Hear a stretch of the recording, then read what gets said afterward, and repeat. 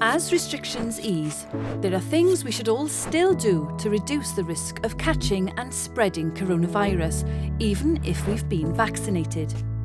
The more time we spend mixing with people outside our household, the greater our chances of catching and spreading the virus.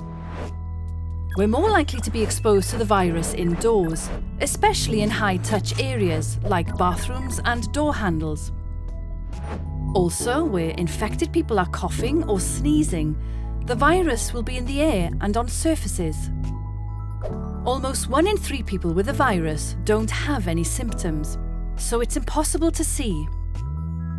We can get infected in our own home if someone with the virus visits, and the risk increases the longer we're in their company.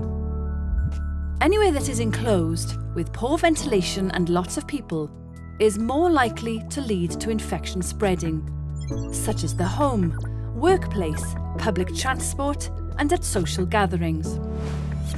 That's why it's safer for people to meet outside and exercise outside, but more risky in each other's homes.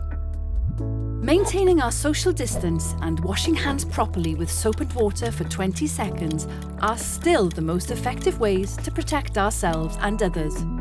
We should also avoid touching our face.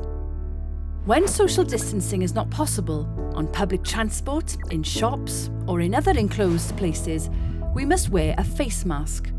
This helps protect others if you are infected.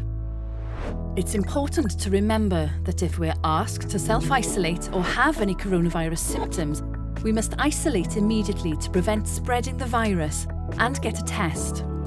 Planning ahead just in case we need to self-isolate can make it easier. This could include finding a local food delivery service, asking someone to do a food shop, or walk your dog. By reducing our risk of catching and spreading coronavirus, together we'll keep Wales safe.